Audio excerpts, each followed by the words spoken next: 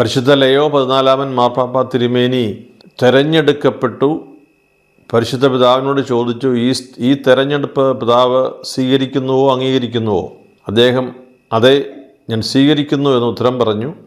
ഏത് പേരിലാണ് അറിയപ്പെടുവാൻ ആഗ്രഹിക്കുന്നതെന്ന് ചോദിച്ചു.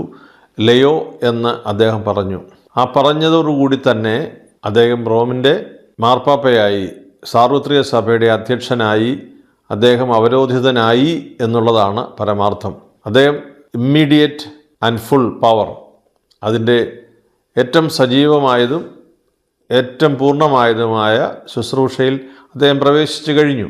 എന്നാൽ ഇതിനൊരു ഔപചാരികമായ ഒരു തുടക്കം എന്ന നിലയിലാണ് മെയ് മാസം 18 പത്രോസിൻ്റെ പിൻഗാമി വിശുദ്ധ പത്രോസിൻ്റെ ബസിലിക്കയുടെ ഉള്ളിൽ നിന്ന് ആരംഭിച്ച് പത്രോസിൻ്റെ ബസിലിക്കയുടെ ചത്തുരത്തിൽ വിശുദ്ധ ബലി അർപ്പിച്ച് പ്രാതിനിധ്യ സ്വഭാവത്തിൽ അവിടെ സമ്മേളിക്കുന്ന പാത്രിയർക്കീസുമാർ, കർദിനാളന്മാർ, മെത്രാന്മാരുടെ പ്രതിനിധികൾ, സഹോദരി സഭകളിലെ പ്രതിനിധികൾ, അതുപോലെ തന്നെ ലോകരാഷ്ട്രങ്ങളുടെ പ്രതിനിധികൾ, അതുപോലെ വിശ്വാസ സമൂഹത്തിലെ പ്രതിനിധികൾ, പ്രേക്ഷിതർ, സമർപ്പിതർ, വൈദികർ, ഇവരുടെ എല്ലാം സാന്നിധ്യത്തിൽ പരിശുദ്ധ പിതാവ് വിശുദ്ധ കുർബാന അർപ്പിച്ച് സന്ദേശം നൽകി തൻ്റെ ശുശ്രൂഷ ആരംഭിച്ച വിവരം ലോകത്തെ അറിയിക്കുന്നു.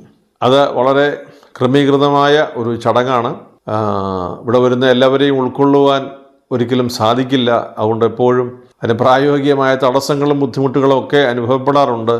സെൻറ്റ് പീറ്റേഴ്സ് മുതൽ അങ്ങ് ടൈബർ നദിയിൽ അവിടെ വരെ നീണ്ടു നിൽക്കുന്ന ആ മഹാവീഥിയുടെ വശങ്ങളിലും വീതി നിറച്ചും വത്തിക്കാനിലേക്കുള്ള സകല വഴികളിലുമെല്ലാം ജനങ്ങൾ നിറഞ്ഞു നിൽക്കുന്ന കാഴ്ചയാണ് എപ്പോഴും കാണുക. ഈ അബേമൂസ് പാപ്പാം കേൾക്കുന്നതിന് തിങ്ങിക്കൂടിയ ജനങ്ങൾ, അഭൂതപൂർവമായ ഒരു കൂട്ടത്തിൻ്റെ കാഴ്ച വളരെ പ്രത്യേകതയുള്ളതായിരുന്നു. പത്രോസിൻ്റെ പിൻഗാമിയായി ലയോ 14 ചുമതലയേൽക്കുന്ന ആ പരിശുദ്ധ കുർബാനയിൽ സംബന്ധിക്കുന്നതിന് തീർച്ചയായും വലിയ പ്രാതിനിധ്യ സ്വഭാവത്തിൽ വിശ്വാസ സമൂഹമെത്തും. അതിൻ്റെ നടപടിക്രമങ്ങൾ മുന്നേറിക്കൊണ്ടിരിക്കുന്നു.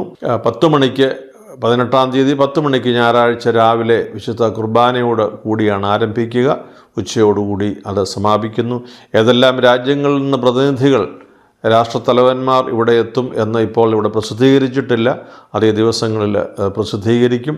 എങ്കിലും വലിയ ഒരു പ്രാതിനിധ്യ സ്വഭാവത്തിലുള്ള ഒരു കൂട്ടായ്മയാണ് വത്തിക്കാൻ പ്രതീക്ഷിക്കുന്നത് എന്നുള്ളത് മനസ്സിലാക്കുന്നു. അതോടുകൂടി പരിശുദ്ധ പിതാവ് തൻ്റെ ഔദ്യോഗികമായ ശുശ്രൂഷകൾ അത് പരസ്യമായി അദ്ദേഹം ആരംഭിക്കുകയും ചെയ്യും.